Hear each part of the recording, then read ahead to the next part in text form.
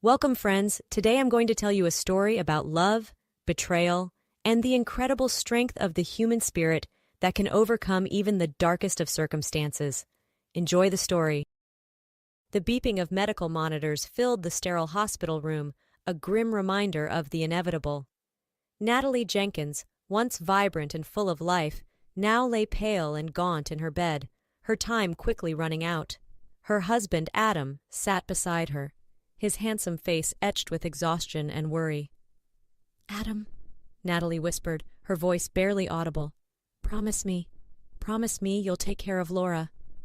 Adam's jaw clenched as he thought of his stepdaughter, Laura. The girl had been nothing but a burden since he'd married Natalie 5 years ago. Chronically ill and needing constant care, Laura had drained their finances and tested his patience to the limit. "Natalie, he began, but the pleading look in his wife's eyes silenced him. "Please, Adam, she has no one else. The apartment, it's worth a fortune. It'll be yours, all of it. Just take care of my baby." Adam's eyes flickered with interest at the mention of the luxurious Manhattan apartment. It was Natalie's family inheritance, a gem in the heart of the Upper East Side. With its value, he could finally live the life he'd always dreamed of. Forcing a tender smile, Adam took Natalie's frail hand in his. "Of course, darling, I promise. I'll take care of Laura." Relief washed over Natalie's face as she closed her eyes. "Thank you," she breathed, before slipping into unconsciousness. Adam sat there, his mind racing with possibilities. He had made a promise, yes, but promises could be bent, couldn't they? 2 weeks after Natalie's funeral, Adam found himself at an upscale bar in downtown New York, nursing a glass of expensive scotch. The weight of his new responsibilities hung heavy on his shoulders, and he needed an escape. That's when he saw her. Lily sauntered into the bar, a vision in a little black dress that hugged every curve. Her long blonde hair cascaded down her back, and her green eyes sparkled with mischief. She was everything Natalie wasn't: young, carefree, and full of life. Their eyes met across the room, and Adam felt a jolt of electricity. Without hesitation, he raised his glass in invitation. Lily's ruby-red lips curved into a seductive smile as she made her way over. "Is this seat taken?" she purred, sliding onto the bar stool next to him. Adam grinned, already feeling lighter than he had in months. "It is now."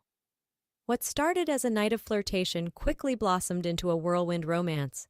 Within a month, Adam had moved Lily into Natalie's apartment, much to Laura's dismay. "How could you?" Laura spat, her thin frame trembling with anger as she confronted Adam in the living room. "Mom's barely cold in her grave, and you bring this woman into our home." Lily, lounging on the sofa in silk pajamas, rolled her eyes. "Honey, your mom would have wanted your dad to be happy. Don't be so selfish." "He's not my dad!" Laura shouted, her face flushed with exertion. She stumbled, her illness making even this small outburst exhausting. Adam stepped between them, his voice stern. "That's enough, Laura. Go to your room. Now." As Laura shuffled away, Lily wrapped her arms around Adam's waist. "Baby, how long are we going to let her ruin our lives like this? I thought we were going to travel the world, live it up. Instead, we're stuck here playing nursemaid." Adam sighed, kissing the top of Lily's head. "I know, sweetheart. I'm working on it. I just need a little more time." Lily pouted, her fingers tracing patterns on his chest. "Well, work faster. I'm not getting any younger, and neither are you, handsome." Weeks passed, and the tension in the apartment grew thicker by the day. Laura's condition seemed to worsen, requiring more and more of Adam's attention. Lily's patience wore thin, her dreams of a jet-setting lifestyle slipping further away. One evening, as Adam returned home from yet another doctor's appointment with Laura, he found Lily in the bedroom, a suitcase open on the bed. "What's going on?" he asked, a knot forming in his stomach. Lily turned to him, her eyes flashing with determination. "I can't do this anymore, Adam. It's her or me. You need to make a choice." "Lily, be reasonable. I can't just abandon her. I made a promise." "To a dead woman?" Lily interrupted. "Wake up, Adam. That girl is sucking the life out of both of us. Do you think this is what Natalie wanted? For you to waste away taking care of her useless daughter?" Adam flinched at her words, but he couldn't deny the truth in them. He was tired, so tired of it all. Lily softened her tone, moving closer to wrap her arms around him. Baby, I have an idea. That old house Natalie's family owned in the countryside. Why don't we take Laura there? It's peaceful, away from the city. It could be good for her. Adam's brow furrowed. You want us to move to the countryside? Lily laughed, a tinkling sound that always made Adam's heart race. No, silly, we leave her there. She's almost 18, right? She'll be fine on her own for a while. And then… Well, nature has a way of taking care of these things, doesn't it? The implication of her words hung heavy in the air. Adam should have been appalled, but instead, he felt a glimmer of hope. You really think that would work? Lily kissed him deeply, then pulled back with a wicked grin. Trust me, baby. I'll make it worth your while. As they fell onto the bed together, Adam pushed away the nagging voice of conscience in the back of his mind. After all, he deserved to be happy, didn't he? The old Cadillac rumbled down the highway, cutting through the lush New York countryside. Laura sat in the back seat, her pale face pressed against the window, watching the world blur by. Adam gripped the steering wheel tightly, his knuckles white, while Lily hummed contentedly beside him, flipping through a fashion magazine. How much longer? Laura's weak voice drifted from the back. Adam's jaw clenched. We'll get there when we get there.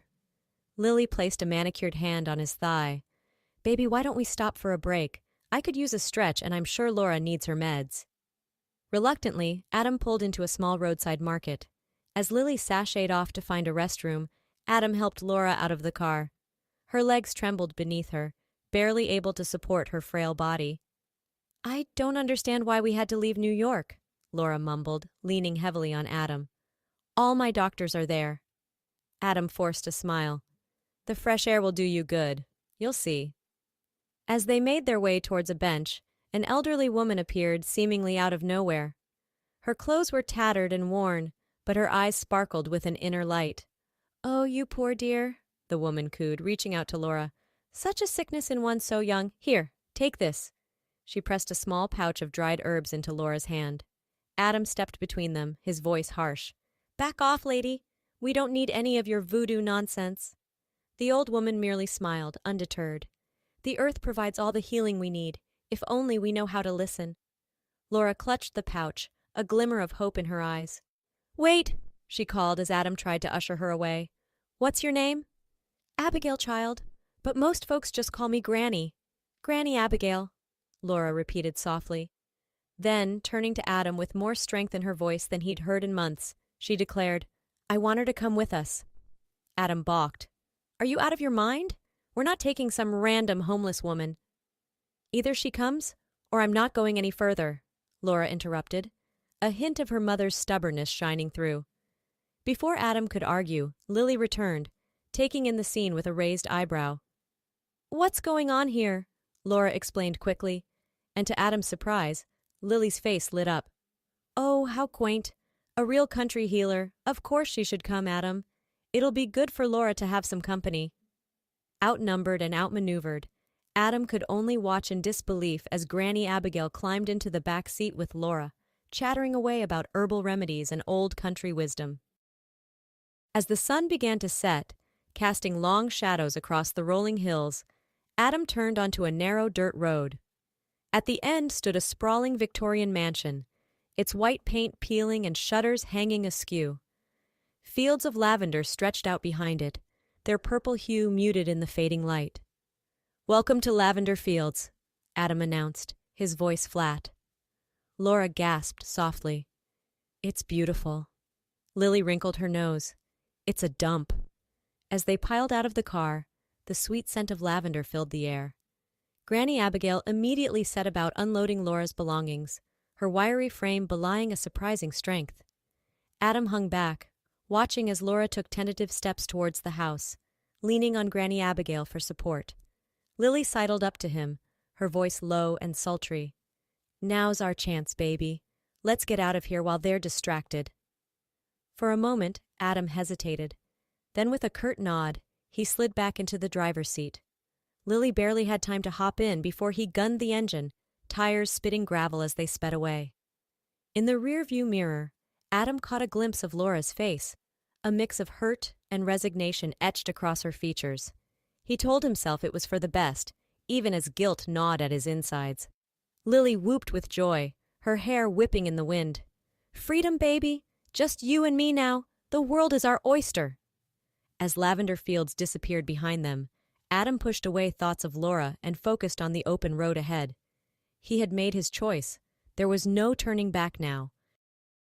The first rays of morning sunlight filtered through the dusty windows of lavender fields, casting a warm glow over Laura's sleeping form. She stirred, momentarily disoriented by the unfamiliar surroundings. Then the events of the previous day came rushing back, and with them, a wave of despair. A gentle knock at the door preceded Granny Abigail's entrance. The old woman carried a tray laden with a steaming bowl of porridge and a cup of herbal tea. "Rise and shine, child," Granny said cheerfully. "It's a beautiful day to start healing." Laura struggled to sit up, her limbs feeling like lead. "What's the point?" she muttered. "They left me here to die." Granny Abigail tisked, setting the tray on the bedside table. "Nonsense. You're here to live, child, and live you shall, with a little help from Mother Nature and a lot of stubbornness."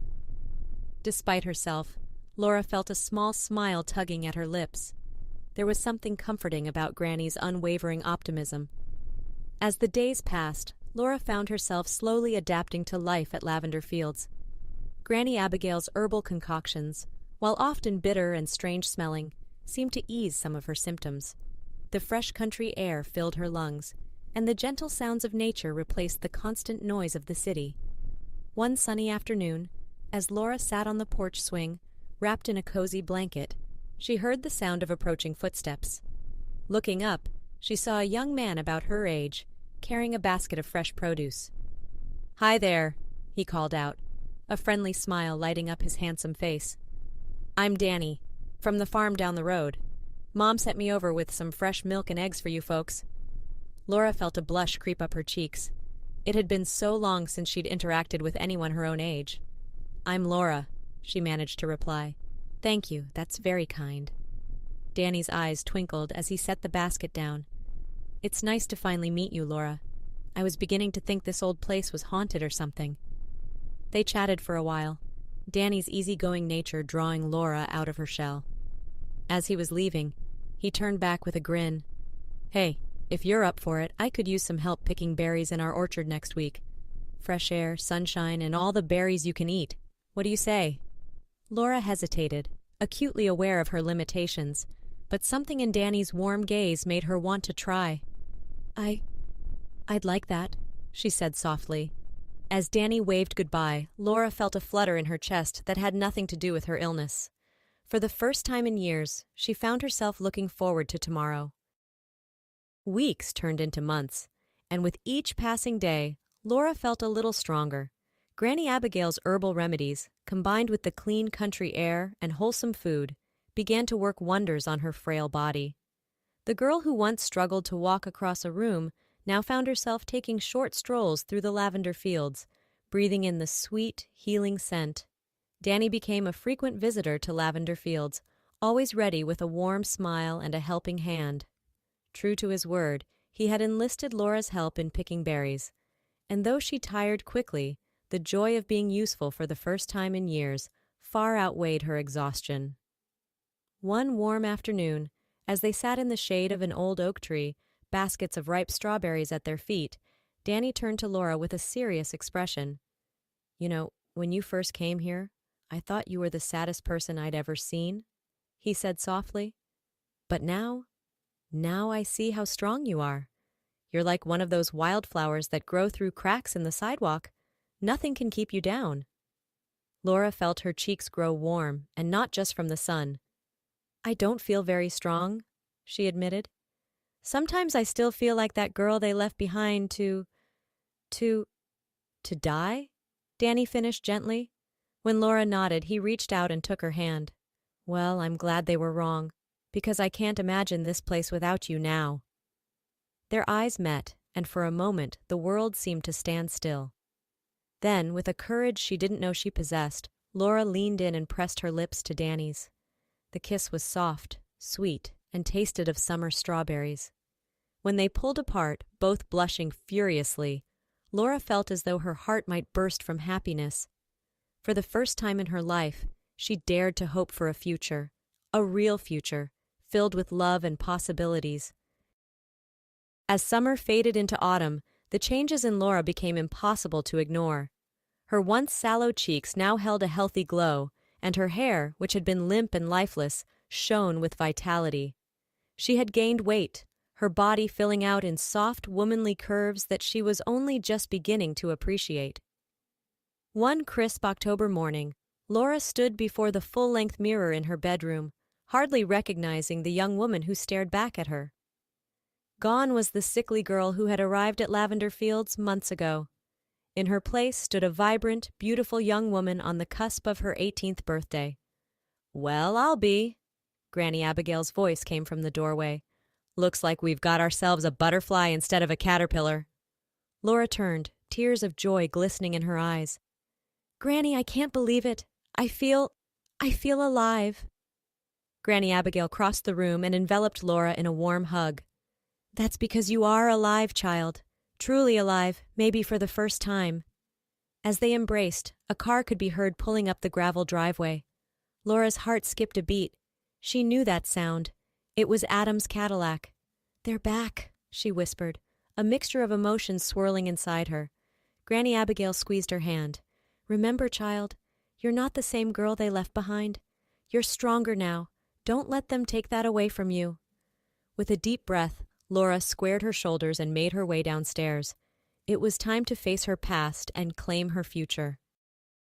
Adam and Lily stood in the foyer, looking around with a mixture of surprise and disdain. The house, while still old, was noticeably cleaner and more inviting than when they had left. "Hello, Adam. Lily." Laura's voice, strong and clear, caused them both to whirl around. For a moment, neither of them spoke, too shocked by the transformation before them. Gone was the sickly, fragile girl they had abandoned. In her place stood a healthy, confident young woman. Adam was the first to recover. "Laura, is that really you?" Lily's eyes narrowed. "What are you doing here? We assumed—" "That I'd be dead by now," Laura finished, her voice cool. "Sorry to disappoint you." Adam had the decency to look ashamed, but Lily's face hardened. "Look, sweetie, I don't know what kind of game you're playing, but this is our property now. We've come to sell it." Laura laughed, the sound rich and full. "I'm afraid you're mistaken, Lily. This house and the apartment in New York, they're all part of my mother's estate. And in case you've forgotten, I turn 18 next week, which means everything becomes mine." Adam paled. "Now, Laura, let's not be hasty. We can work something out." "Save it," Laura cut him off. "You made your choice when you left me here to die. Now I'm making mine. As soon as I come of age, I'm kicking you both out of my mother's apartment. You can find somewhere else to live out your gold digger fantasies." Lily's face contorted with rage. "You ungrateful little bitch! After everything we've done for you—" "That's enough!" Granny Abigail's voice boomed from the staircase. "I think it's time for you two to leave." As if on cue, Danny appeared in the doorway, his imposing farm boy physique adding weight to Granny's words. Realizing they were outnumbered, Adam grabbed Lily's arm. "Come on, let's go. This isn't over, Laura." As they stormed out, slamming the door behind them, Laura felt a weight lift from her shoulders. She turned to Granny Abigail and Danny, her true family now, and smiled. "It is over," she said softly, "and our life is just beginning." 1 year later, Lavender Fields was transformed. The old Victorian mansion gleamed with fresh paint, and the lavender fields were in full bloom, their sweet scent carried on the warm summer breeze. Laura stood on the porch, watching as guests arrived for her 19th birthday party.